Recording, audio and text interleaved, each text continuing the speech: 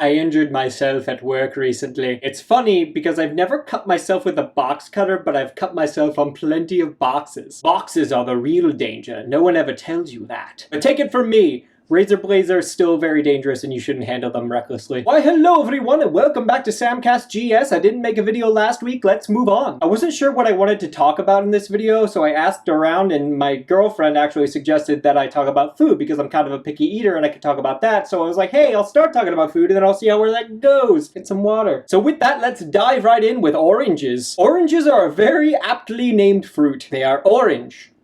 Therefore, they are oranges. Doesn't matter that there's other orange things, this is the true orange. Orange doesn't rhyme with anything, everybody knows that, but did you know that there are more words that don't rhyme with anything? You probably did, but I'm gonna read them for you anyway. Silver. Silver doesn't rhyme with anything. I just got a bling from my phone. I should probably put that on silent. Give me just a second. Month, ninth, marathon, a lot of TH words. Pint doesn't rhyme with anything, neither does wolf. Purple doesn't rhyme with anything that's commonly said. I learned recently that there is a word in the English language called kerple, which is the butt of a horse. Now you know that. Orange also has a word that's not commonly used that rhymes with it. It's sporange, which is a botanical term for a sac that contains spores. Look at all the things we're learning today. We're not even talking about food anymore. Let's get back to food, shall we? Let's just talk about fruit, considering that I like fruit. Fruit is very citrusy and delicious and sweet. I love sweet things. Tart and bitter are the ones I cannot stand. I don't understand how people like bitter. There's not a single positive connotation of that word. I looked it up just to be safe. It has a sharp, pungent taste or smell. Pungent is not a positive word. Showing anger, hurt, or resentment based on past experience. That's pretty bad. Painful or unpleasant to accept. And intensely cold. Those are the 4 things that I found. Oh, it's actually a noun. What? A beer that is strongly flavored with hops and has a bitter taste.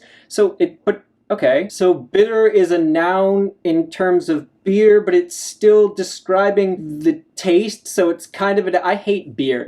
I can't find a beer that I actually like. There are some that are better than others, but in the end, it's the aftertaste of alcohol that's just, ugh, and it's not palatable. I like things that are refreshing and or taste delicious. Beer is neither of those things for me. I generally don't drink much anyway, so it's not really a problem, just something that I've observed and experienced. I'm very bitter about my experience with beer, bringing it full circle. When it comes to vegetables, there's only a handful that I really like because they're kind of boring. It's been pointed out to me that vegetables taste better when they're prepared a certain way. I do like carrots. Carrots I eat all the time. They're a delicious snack and, you know, they've got vitamin... carrots are rich in beta-carotene, which is converted to vitamin A in the body. The human body is fascinating.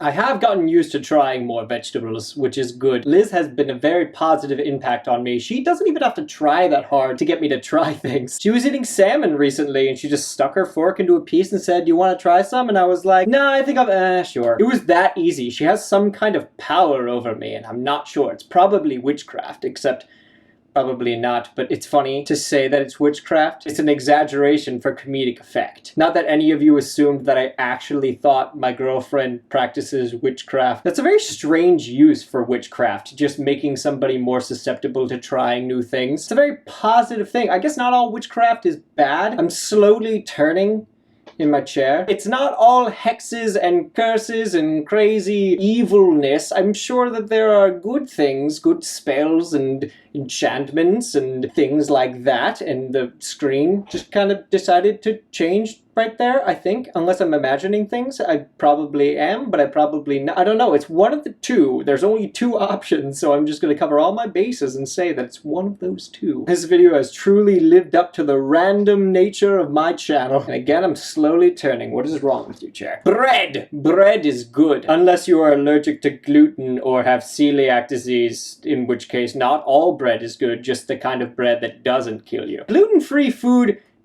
it's kind of hit or miss, at least in my opinion. Like the gluten-free bread, not a huge fan, but gluten-free pretzels are amazing. I don't know what they do with the pretzels other than remove the gluten, but it tastes wonderful. If I had a choice between gluten-free pretzels and regular pretzels, I would probably choose the gluten-free pretzels, though I don't know how much they actually cost. If they are not very cost-effective, I think I'll just stick with the more cost-effective pretzels. Alright, dinosaur of the day, let's get into it. Hipacrosaurus, the very high-ridged reptile. Just calling it high-ridged reptile is not doing this dinosaur justice. Ornithischia, Ornithopoda, and Hadrosauridae. I am practically a pro at pronouncing these things now. While many duckbills had facial or cranial crests, none had showier crests than Hipacrosaurus and its relatives, the Lambeosaurine duckbills. New words are fun. Hipacrosaurus's crest, larger in males than females, was short and squat in comparison to that of some Lambeosaurines and culminated in a bony spike that aimed down the dinosaur's back. Hipacrosaurus also had specialized extensions of the vertebrae along its back that undoubtedly supported a ridge of skin which may have served as a heat regulator. These are long sentences. By turning the ridge toward the sun, Hipacrosaurus would have absorbed warmth through the extra skin by turning away, it would have allowed excess heat to escape. Physically, it was 30 feet long, a typically large late Cretaceous duckbill. Built for bipedal locomotion, it could also move on all fours, much like all the other duckbills that we've covered. Jaws contained masses of ridged teeth for grinding coarse vegetation, and it has a hollow crest. Fossil sites are in Alberta, Canada, and Montana, USA, and the geologic age late Cretaceous. Stop flickering. Next up is another very strange named dinosaur that I'm probably gonna have to practice. Hypsilophodon. I'll figure it out. Thanks for tuning in. If you would like to subscribe or leave a like or comment, you're welcome to do any of those things. I have a link to my channel in the description as always. If you do subscribe, make sure to hit the bell icon while I turn my chair back toward the front so that you can be notified when I upload new videos, and I'll leave a link to the Facebook page where I post the major updates about the channel. Once again, thanks for tuning in. Keep on cruising, my friends. Goodbye.